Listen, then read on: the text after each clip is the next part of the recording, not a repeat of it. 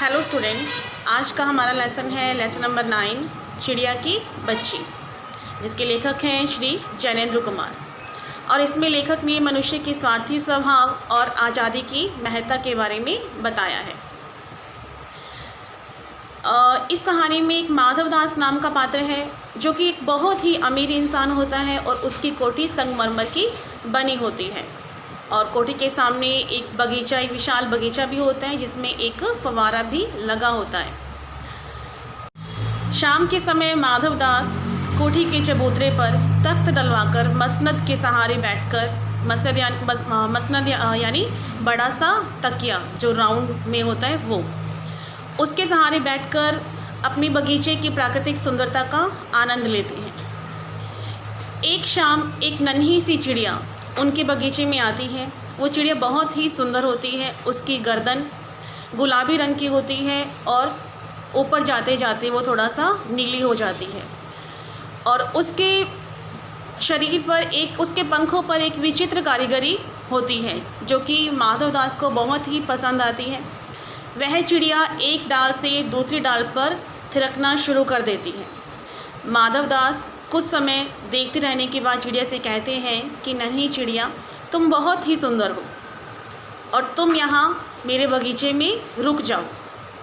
नन्ही चिड़िया को थोड़ा अजीब लगता है, उसे डर लगता है, वो सहम जाती है।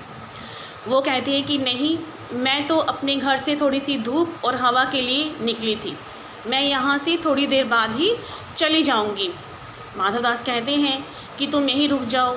वो चिड़िया को अपने बगीचे में रुकने के लिए बहुत ही लालच देते हैं, अलग अलग प्रकार के, कि मैं तुम्हारे लिए एक सोने का पिंजरा बनवाऊंगा, तुम जिस कटोरी में खाना खाओगी वो कटोरी भी किसकी होगी, सोने की होगी, और तुम्हें खाने के लिए क्या मिलेगा, मोती मिलेगा, तो तुम मेरे पास रुक जाओ, ये बगीचा तुम्हारा ही है, ये महल भी तुम्हारा है। इस तरह से वो कई प्रकार के उसे कई तरह के लोभ लालच देते हैं कि यहाँ चिड़िया रुक जाए। लेकिन चिड़िया कहती है कि नहीं, मुझे यहाँ नहीं रुकना है, मुझे मेरी माँ के पास जाना है। हमारे पास अपना एक घोंसला है और मेरी माँ मेरा इंतज़ार कर रही है। माधव दास चिड़िया को बातों में उलझा कर रखते हैं और एक बटन दबाते हैं, और उस बटन की आवाज़ सुनकर नौकर कोठी से बाहर निकल कर आता है और माधव दास उसे इशारे से कहते हैं कि तुम चिड़िया को पकड़ लो।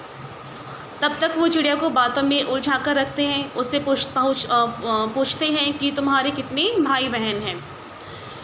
अचानक से चिड़िया को एक कठोर स्पर्श महसूस होता है और वो चीख कर वहाँ से उड़ जाती है, नौकर के हाथ में नहीं आती, और वो जल्दी से वहाँ से उड़कर अपनी माँ के पास चली जाती है और अपनी माँ की गोद में जाकर सो जाती है। माँ पूछती है कि क्या हुआ, लेकिन वो कुछ नहीं बोलती, वो अपनी माँ की गोद में ही लिपट जाती है। तो ये था हमारा आज का लेसन, जिसमें बताया गया है कि मनुष्य जो है वो कितने स्वार्थी स्वभाव का है।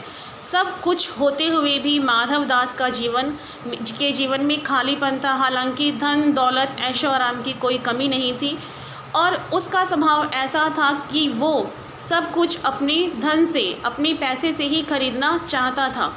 इस लेसन से हमें ये भी पता लगता है कि सब कुछ पैसे से हम लोग नहीं खरीद सकते। जो खुशियाँ होती हैं वो हमें पैसे के बल पर नहीं मिलती। ओके, यहाँ हमारा ये लेसन कंप्लीट होता है। Thank you.